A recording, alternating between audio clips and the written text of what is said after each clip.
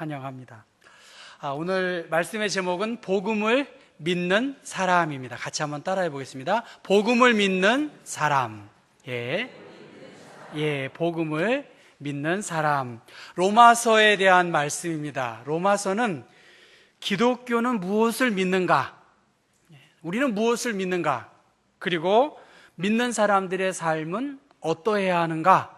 그 두 가지가 큰 기둥입니다. 뭐라고요? 기독교는 무엇을 믿는가? 또 믿는 사람들의 삶은 어떠해야 하는지를 하나님의 말씀으로 기록된 것이 로마서입니다.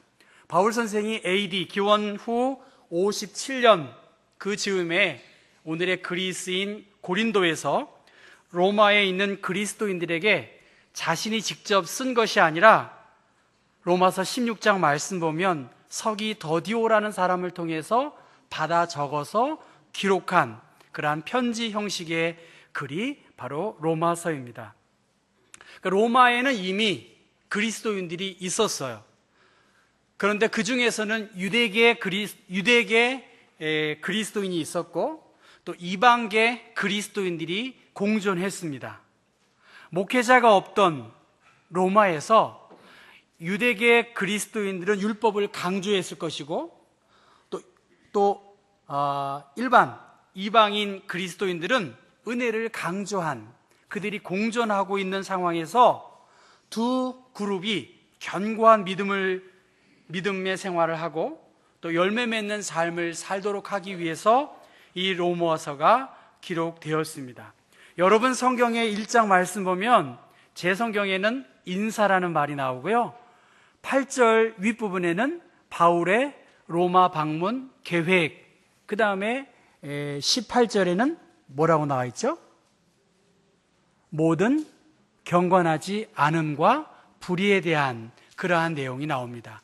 인사함과 동시에 복음이 무엇이냐에 대해서 오늘 여러분 성경 한번 보시면 좋겠습니다. 2절부터 4절 말씀을 같이 한번 읽어보겠습니다. 로마서 1장 2절부터 4절의 말씀입니다. 시작. 이 복음은 하나님이 선지자들을 통하여 그의 아들에 관하여 성경에 미리 약속하신 것이라. 그의 아들에 관하여 말하면 육신으로는 다윗의 혈통에서 나셨고 성결의 영으로는 죽은 자들 가운데에서 부활하사 능력으로 하나님의 아들로 선포되셨으니 곧 우리 주 예수 그리스도시니라. 복음이 무엇이냐? 이 복음은 선지자들을 통해서 성경에 미리 약속된 것, 그리고 그 아들은 다윗의 씨에서 났다라고 3절에 말씀하시고 4절에 뭐라고 했나요? 죽었다가 성령으로 부활하셔서 능력 있는 하나님의 아들로 선포되셨다고 말씀하십니다.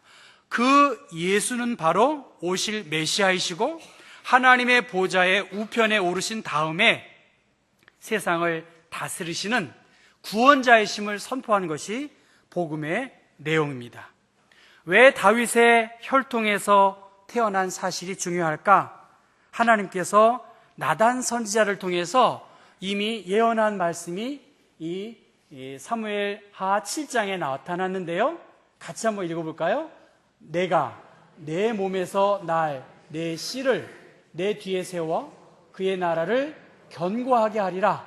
그는 내 이름을 위하여 집을 건축할 것이요 나는 그의 나라 왕위를 견고하게 하리라. 나는 그에게 아버지가 되고 그는 내게 아들이 되리니. 그러니까 다윗의 혈통에서 하나님께서 예수 그리스도의 아버지가 됐고 그는 내게 아들이 되리니 라고 하는 다윗의 혈통에서 장차 하나님의 나라를 영원히 세울 메시아가 나타날 것이고 예수 그리스도를 통해서 그것이 이루어졌고 성령님은 예수님을 죽은 자 가운데에서 다시 살리신 하나님의 영이라고 말하고 있습니다. 그것이 복음의 핵심인데 여러분 사실은 복음처럼 또 은혜처럼 교회에서 많이 말하는 단어가 성경에 기록된 히브리어는 한 8천여 단어로 이 성경에 기록되었다고 합니다. 이거에 반해서 영어의 어휘는 40만 개의 단어가 쓰여진 것이 영어의 표현이라고 합니다. 그러니까 더 자세한 내용들을 담고 있는 것이 히브리어보다 영어겠죠. 그리고 이 히브리어는 좀 두리뭉실하게 표현될 수 있지만 그 의미가 많은 함축적인 의미가 이 히브리어에 기록되었다고 합니다. 그래서 말틴 루터는 히브리어는 다른 어떤 언어보다 평범하지만 그럼에도 불구하고 이 히브리어는 웅장하고 찬란하다라고 말합니다. 몇 안 되는 단순한 단어들 속에 많은 것을 함축하고 있기 때문에 이 히브리어는 다른 어떤 언어보다 더 능가하다, 그렇게 말했다고 합니다. 복음이라는 말도 간단하지만, 은혜라는 말도 아주 단순하지만 그 의미가 담고 있는 내용은 참 복잡하고 어려운 부분이 있습니다. 예를 들면 그러잖아요. 우리 전라도 사람들은 뭐 거식이라는 말을 많이 쓰잖아요. 그냥 거식이에요. 그냥 답이 없는 것 같아요. 충청도 사람은 뭐라 그러죠? 그냥 알겠다고 이야기하잖아요. 근데 그 사람들이 알겠다는 말은 안다는 건지 모른다는 건지 다른 사람들은 몰라. 그 충청도 사람들의 그런 표현들이 그렇고 전라도 사람들의 표현도 그렇다는 것이죠. 복음이 무엇인지를, 복음을 간단히 말하면 굿뉴스, 기쁜 소식이다, 그렇게 말하는데, 오늘 성경에서는 이 복음은 모든 믿는 자에게 구원을 주시는 하나님의 능력이다, 하나님의 의로우심이 이 복음에 나타났고 이 의는 믿음으로 말미암아 산다라고 하는 하박국의 말씀을 인용하고 있습니다. 이 복음을 믿는 사람, 그러한 사람들은 능력 있는 하나님의 사람이라고 오늘 성경은 말씀하고 있습니다. 여러분, 야구 경기를 아실 거예요. 야구 경기는 어떻게 하나요? 공을 던지는 투수가 있고 그 공을 기다렸다가 방망이로 쳐서 1루와 2루와 3루, 그 다음에 홈으로 들어오는, 그래서 점수를 얻는 것이 야구 경기입니다. 공을 기다리는 타자에게 물어봤습니다. 가장 치기 어려운 공이 무엇입니까? 그렇게 물어보니까 10명 중에 9명은 강한 직구라는 거예요. 강하게 직구로 날아오는 공을 치기가 가장 어렵다라고 말합니다. 야구 사전의 직구라는 말은 최고의 속도로 엄청난 힘을 지닌 채 던져진 공, 그것이 직구라고 합니다. 최향남이라고 하는 분이 야구의 인문학 9라는 책에서 그분은 이렇게 말합니다. 많은 투수들이 잘못 알고 있는 게 있다. 변화구를 던지면 정타를 맞지 않을 것 같은 느낌을 갖는다. 그러나 변화구는 그저 느린 공일 뿐이다. 위기 때 던져야 하는 공은 안 맞을 것 같은 공이 아니라 자신 있는 공을 던져야 한다. 강한 직구는 세상을 바꿀 수 있다. 그렇게 말합니다. 강한 직구를 던질 수 있어야 된다는 거예요.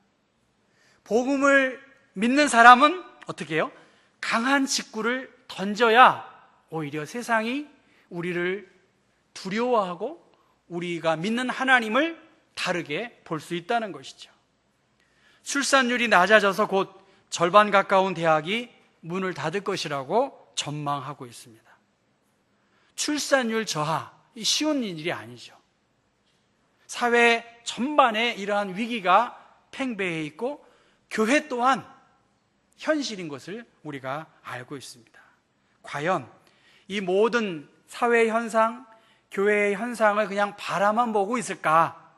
아니면 마치 거대한 공룡 같은 괴물이 도깨비 방망이를 들고 우리가 던지려고 하는 공을 기다리고 쳤다 하면 홈런을 칠 수 있는 그 상황에서 예수 믿는 사람은 과연 우리가 투수라고 하면 어떤 공을 던져야 할까? 예수 믿는 우리들이 믿지 않는 사람들에게 세상에 대해서 우리가 가장 잘 던질 수 있는, 우리가 가장 강력하게 소유할 수 있는 그 파워풀한 힘이 무엇일까?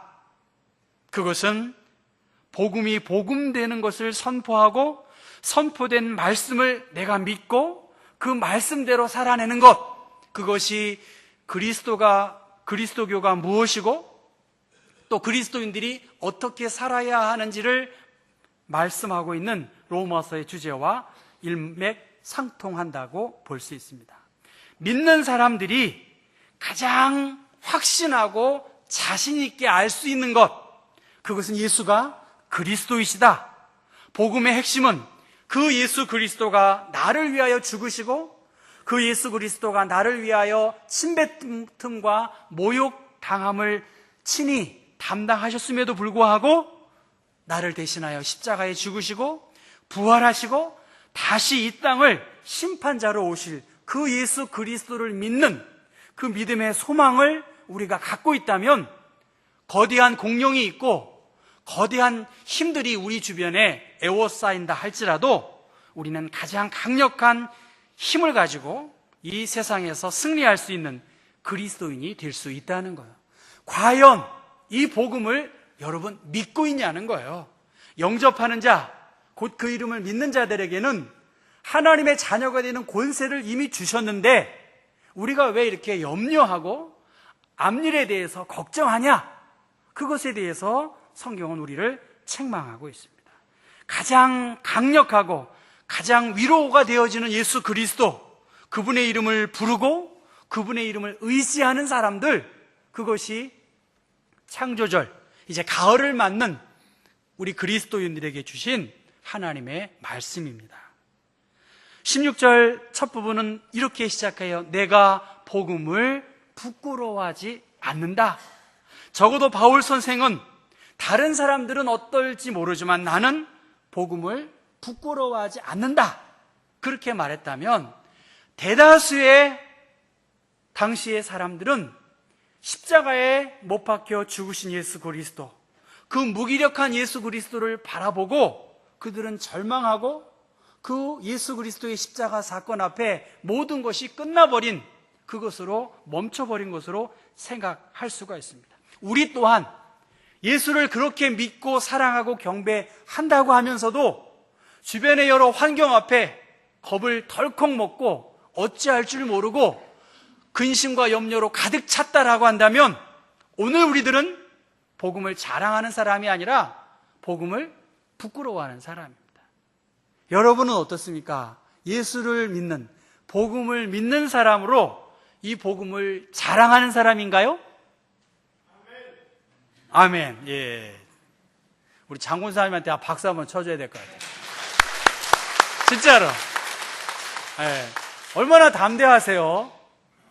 그렇다고 우리 장군사님이 뭐 엄청난 믿음을 갖고 있는 그런 메시아가 아니잖아요. 우리 모두와 똑같은 성정을 가지고 계신데 그렇게 담대하게 고백할 수 있는 게 얼마나 귀해요.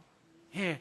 우리는 복음을 부끄러워하지 않는 자라면 이 복음 앞에 하나님의 능력을 힘입는 승리하는 그리스도인이 될 거예요. 내가 복음을 부끄러워하지 않는다. 고난의 종으로 오신 예수 그리스도, 그 예수 그리스도를 통해서 하나님의 놀라운 구원의 역사가 이루어졌음을 바울 선생은 예수님을 만났고 그의 많은 지식을 통해서 그 지식이 더 그리스도의 십자가의 사건과 부활의 사건을 확연하게 드려지는 의의 도구로 그의 지식이, 그의 경험이 활용된 것을 알고 있습니다. 복음은 모든 믿는 자에게 구원을 주시는 하나님의 능력이라고 성경은 말씀합니다. 복음은 사람들의 만들어낸 혹은 합의에 의해서 믿자고 된 것이 아닙니다. 한 사람 한 사람을 통해서 계시된 하나님의 말씀, 한 사람 한 사람의 그 삶의 처절한 환경 속에서 노크하시고 우리에게 사랑의 손을 내미신 그 하나님을, 예수님을 인격적으로 자신의 구원자로 받아들인 사람들에게 주시는 놀라운 힘인 것을 알고 있습니다. 삶의 의미를 몰라가고 삶의 고단함 속에서 복음을 믿는 사람들, 절망 가운데에서도 다시 일어서고 문제 가운데에서도 문제를 해결해 주시는 여호와 라파, 치료의 하나님이심을 믿었기 때문에 복음 안에서, 믿음 안에서 문제가 해결되는 그러한 역사가 사도행전을 통해서도 오늘 우리에게도 이러한 성령의 역사가 이어지고 있는 것입니다. 주 예수를 믿어라. 그리하면 너와 내 집이 구원을 얻으리라. 이것은 하나님의 선포이지 이것에 대해서 우리가 다르게 어떻게 설명할 수 없습니다. 가장 함축적인 의미로 주 예수를 믿지 않고서는 아버지께로 갈 수 없다고 성경은 말씀하고 있습니다. 어거스틴과 같은 많은 믿음의 사람들도 끊임없는 영적인 침체와 감정의 환경에 어려움이 있었음에도 불구하고 그들은 복음을 믿는 사람답게 성령의 인도하심을 힘입어서 성령님을 의지하고 승리하는 삶을 살 수 있었습니다. 지금 우리 경복교회에게 가장 필요한 것이 무엇일까? 내가 하나님을 믿음으로 말미암아 물밀듯 하나님이 주시는 은혜에 우리가 어떻게 할까요? 기뻐하고 감사하는 거예요. 다른 게 아니에요, 여러분. 아닌 것 같아요, 여러분들은요. 주 안에서 기뻐하고 주님이 나와 함께 하심에 대해서 감사해서 온 마음 다하여 예배하는 예배자로 세워질 때 우리는 건강한 그리스도인이 될 수 있고 그리스도의 능력을 힘입어서 그리스도 안에 있을 때 우리는 새로운 가능성과 새로운 존재로 어려움 속에서도 승리할 수 있다라고 말씀하고 있어요. 요한계시록 6장 6절에 시험과 환난의 때가 있지만 감람류와 포도주는 해치지 못한다라고 말씀하셨어요.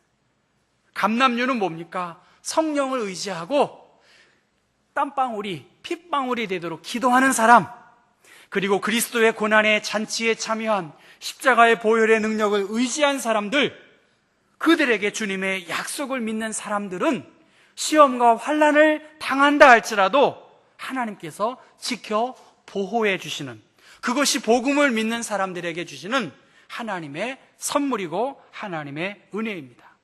우리는 더 로마서를 통해서 복음의 깊이를 더 알고 하나님의 능력을 더 힘입기 위하여 우리가 9월이잖아요. 제가 몇 대 목사라고 합니까? 경복교회 9대 목사라고 하잖아요. 제가 취임 예배 때 뭐랬죠? 하나님의 은혜와 능력을 구하는 목사가 되겠다고 했어요. 우리는 하나님의 은혜를 구하고 하나님의 능력을 구하고 말씀에 비추어서 나에게 향하신 이 복음의 감격을 어떻게 드러낼 수 있을까? 그것이 우리의 기도의 제목이어야 합니다. 오늘 1장 5절의 말씀은 그로 말미암아 우리가 은혜와 사도의 직분을 받았다 그렇게 말합니다. 여러분 은혜를 받아야 돼요. 아멘인가요? 여러분 따라하겠어요. 은혜를 받아야 한다. 진짜 그래요, 여러분. 이거 은혜 안 받으면 이게 참 저도 힘들고 여러분도 힘들고 교회도 힘들어. 다시 한번 하겠습니다. 은혜를 받아야 한다. 은혜를 받아야 돼요. 은혜의 보좌 앞에 담대히 나가는 것, 그것이 히브리서의 주제 아닙니까? 은혜를 받아야 돼요. 은혜를 어떻게 받아요? 우리 교인들 보면 저도 힘들고 그분들도 힘들어요. 은혜가 안 온다는 거예요. 어떻게 할까요? 제 발행 같으면 이제 배터리 같은 걸로 이렇게 좀 찍게 해서 충격을 가해드리고 싶어요. 어떻게 은혜를 받을까요? 이 람바노라고 하는 이 헬라어의 의미는 능동태예요. 그냥 가만히 있고 이렇게 되어지는 것이 아니에요. 능동태예요. take out 그렇게 해야 돼. take 하는 거예요. 은혜는 이렇게 take 한다는 거예요. 그냥 은혜는 그냥 가만히 있으면 그냥 주일 잘 나오고 교회에 나오고 이렇게 해서 은혜가 안 와요. 저는 그런 의미에서 교회에 꾸준하게 출석하는 것 가지고는 부족하다고 생각해요. 은혜를 얻기 위하여 담대히 나아가서 은혜를 구해야 돼요. 오늘 말씀이 그래요. 그로 말미암아 우리가 은혜와 사도의 직분을 받았다는 것은 가만히 있는 것이 아니에요. 그냥 receive가 아니라 take out해. take out. 그냥이 아니라 어떤 이것을 가지고 가게 하기 위해서 그렇게 말했어요. to take in order to carry away. 그것을 가지고 가기 위해서 이 은혜를 취하기 위해서 우리가 적극적으로 나서야 된다는 겁니다.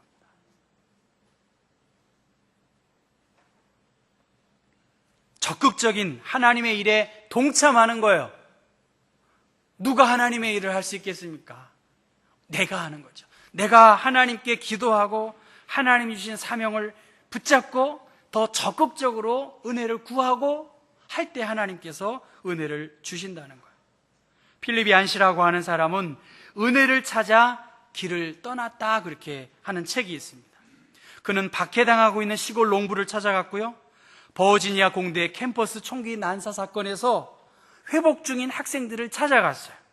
수년간 성매매를 하며 사실상 노예로 살아온 그 여인들을 찾아갔어요. 도대체 신앙이 줄 수 있는 위안이 무엇일까? 이러한 상황에서 하나님이 과연 어떤 소망이 있을까? 그것을 그는 찾아서 인터뷰하면서 책을 쓴 것입니다. 급성장하는 박해 속에서도 아랑곳하지 않는 그 중국 교회, 한때 교회의 흥망의 중심이었던, 그러나 지금은 거의 명맥만 유지하는 중동, 알코올 중독자의 모임을 찾아가면서 하나님의 은혜가 어디에 있는지를 그는 함께 나누었다는 것입니다. 성도 여러분, 우리가 은혜 받기 위하여 은혜의 보좌 앞에, 현장 앞에 나아가야 되는 거예요. 부활하신 주님, 비록 세상 사람들은 배척했고 무기력하게 끝나버린 것 같지만 예수 그리스도의 십자가의 사건은 가장 완벽한, 가장 사랑을 담은 하나님의 구원의 계획이 예수 그리스도를 통해서 오늘 우리에게 이어졌음을 우리가 믿어야 합니다. 예수 그리스도의 영은 사람을 살리는 새로운 능력이 이 복음의 능력 안에서 나타났고, 하나님의 공의로우심이 이 복음에 나타났다고 말씀하십니다. 시편 35편에 여호와 나의 하나님이여 주의 공의대로 나를 판단하사 그들이 나로 말미암아 기뻐하지 못하게 하십시오, 그렇게 말합니다. 요한복음 3장 16절 17절에 예수 그리스도가 왜 오셨는가? 그로 말미암아 세상이 구원을 받게 하려 하심이라고 했어요. 우리가 왜 예수를 믿나요? 구원 얻고 하나님의 나라의 백성 되기 위해 온 것입니다. 율법으로는 갈라디아 3장 11절의 말씀 보면 하나님 앞에서 아무도 율법으로 말미암아 의롭게 될 수 없어요. 우리는 전적인 하나님의 은혜로 하나님의 사람이 됐고, 전적인 하나님의 은혜 플러스 우리는 이 은혜를 얻기 위하여 은혜의 보좌 앞에 더 나가야 하고 믿음의 적극성을 띄어야 합니다. 그래서 히브리서의 말씀에서도 나의 의인은 믿음으로 말미암아 살리라, 그렇게 말씀하셨습니다. 사랑하는 성도 여러분, 우리는 이 복음을 부끄러워하고 있는가? 아니면 이 복음을 자랑하고 있는가?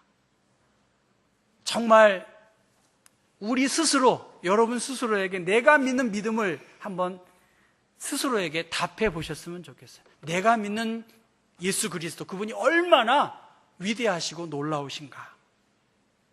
하나님의 공의로우심, 복음의 능력이 멀게 느껴질 때가 있어요. 과연 하나님은 일하고 계실까? 하나님은 지금 이 어려움 속에서 나에게 은혜를 베푸실까? 이러한 의심 속에서 사탄과 주변의 많은 환경은 우리를 조롱할지 몰라요. 한번 던져보라고 우리의 마음을 유혹할 수 있어요. 우리가 자꾸만 다른 면으로 변화구를 던진다든지 여러 구질의 공을 던질 필요는 있겠지만, 우리의 가장 강력한 힘은 복음의 직구를, 예수 그리스도, 그분이 우리의 구원자이심을 확신하고 담대하게 내가 먼저 던져야 될 때, 세상은 힘이 크고 놀랍고 무너지지 않을 것 같지만 하나님의 능력이 함께할 때에 하나님이 하신다면 하나님의 능력이 나타날 것입니다. 하나님은 변함없이 그분의 공의로우심이 나타나는, 실수가 없으시는 전능하신 우리의 아버지이십니다. 하나님의 창조의 계획, 하나님의 구원의 드라마, 하나님의 섭리 앞에 여러분이 더위도 점점점 가고 있지 않습니까? 우리에게 주어진 삶, 나에게 주어진 기회, 우리가 어떻게 살아야 할까? 그런 생각을 참 많이 합니다. 내가 정말 어떻게 살아야 할까? 하나님께서 나에게 많은 은혜를 주셨는데 성경은 우리에게 믿음으로 살라고 했고, 그 믿음을 그냥 방관자적으로 하는 것이 아니라 그 믿음을 테이크하라고 했어요. 테이크. 그리고 그 믿음을 자랑하고 믿지 않는 사람들에게 좀 나아가야 돼요, 여러분. 저는 우리 교회가 정말 그랬으면 좋겠어요. 다른 데보다 이 지역을 위해서 좀 나갔으면 좋겠어요. 왜 이렇게 해외 선교만 하려고 그래요? 제가 해외에 살았어요. 우리 주변에 믿지 않는 사람들이 너무 많아요. 그러나 정말 자신 있고 담대하게 예수가 그리스도이심을, 우리의 구원자이심을 선포해야죠. 그래야 진짜 그리스도인이고 진짜 복음의 능력이 나타나는 거예요. 다른 사람들한테 예수를 증거한다면 왜 우리 가까운 사람에게 못하겠어요? 그것이 가장 어려운 것 또한 저도 알아요. 그러나 이제 가을이 되었습니다. 우리는 기도하는 교회, 경복교회는 다양한 신앙의 색깔이 있더라고요. 제가 보니까 좋더라고요. 보니까 어느 교회 못지않게 기도하고 어느 교회 못지않게 열린 마음을 가지고 있어요. 그러나 우리가 할 수 있다면, 복음의 능력을 믿는다면 우리는 힘을 모아서 믿지 않는 사람, 세상에 대해서 우리가 작아지고 어찌할 줄 몰라 할 것 같지만 우리는 예수 그리스도의 이 복음의 능력을 힘입어서 강력하게 이 복음의 직구를 날릴 때 우리는 승리할 것이고 하나님은 우리의 의로운 나침반이 될 것입니다. 더 가감없이 그리스도인으로서 내가 믿는 예수, 내가 살아왔던 이 신앙을 좀 전달할 수 있는, 그래서 하나님의 말씀이 어떻게 이 세상에서 드러나는지를 우리가 함께 전할 수 있기를 바랍니다. 기도하겠습니다. 사랑하는 주님, 풍랑이는 파도 앞에 불안과 염려로 살아가고 있는 것이 우리의 현실입니다. 사랑과 위로의 주님, 우리는 주님을 사랑하고 주님을 소망하며 주님의 때를 기다리고 있습니다. 안개와 같은, 나그네와 같은 삶이지만 하나님이 우리와 함께 하신다는 이 임마누엘의 믿음으로 다시 일어설기를 원합니다. 복음을 믿는 사람답게 은혜를 취하게 하시고 이 복음의 능력, 십자가의 사랑, 영원한 천국의 소망이 있음을 확신할 수 있도록 도우시고, 이 확신을 세상을 향해 정말 복음을 알지 못하는 사람들에게 담대하게 가감없이 선포하는 사람들 되게 하여 주옵소서. 예수 그리스도의 이름 받들어 기도했습니다.